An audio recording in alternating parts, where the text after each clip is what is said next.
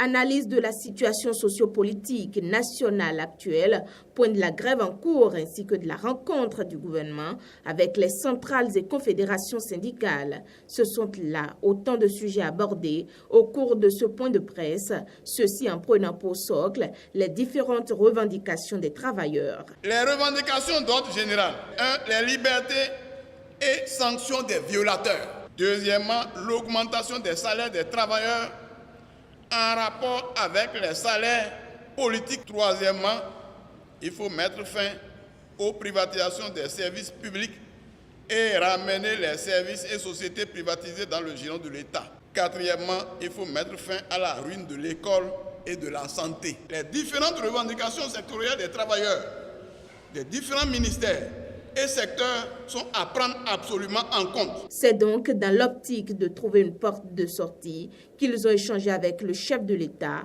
mais au thème des conclusions, il en ressort que le gouvernement n'entend prendre d'engagement pour la satisfaction de toutes ces revendications. Sous prétexte que les travailleurs salariés de la fonction publique sont minoritaires par rapport aux autres contribuables du budget national qui ont aussi des besoins à satisfaire.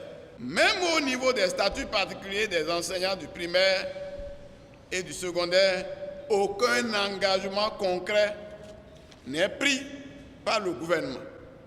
Une nouvelle commission est installée pour réévaluer le coût de l'application des projets d'arrêté et proposer des scénarios que le gouvernement va apprécier. Et là encore, nous apprenons que l'arrêté concernant l'indexation des salaires des enseignants des deux ordres n'est pas pris. Les projets d'arrêté pris ne concernent que des primes qui ne suivent pas les travailleurs à la retraite. L'occasion sera aussi saisie pour se prononcer par rapport à cette dernière information, la demande de levée d'immunité de certains députés, Idrissou Bako, Valentin Agossou-Djenotin, Mohamed Ataourenho. Je viens d'apprendre qu'on a demandé à lever l'immunité parlementaire de certains députés.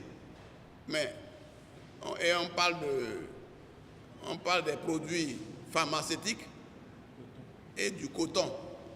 Mais je n'ai pas entendu parler de Maria Greta, 45 milliards. Je n'ai pas entendu parler de PPA2. Je n'ai pas entendu parler de machines agricoles, de Sensad,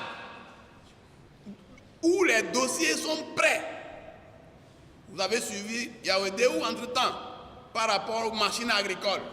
Les dossiers sont prêts. On ne poursuit pas les gens.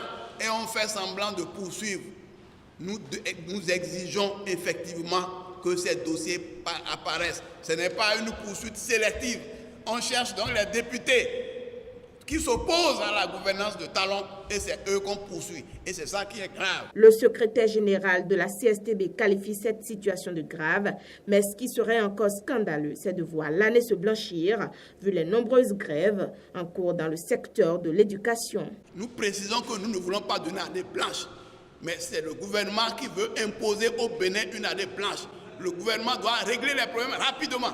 Il doit régler le problème des statuts particuliers et tous les autres problèmes pour que l'année soit validée, pour que le travail continue. Mais si le gouvernement ne fait rien, c'est lui qui aura imposé une mauvaise année aux citoyens. Une fois encore, la lutte doit se poursuivre. Pas d'encadrement de la grève est déjà encadrée. Message délivré aux concernés de suivre ou non le mot d'ordre.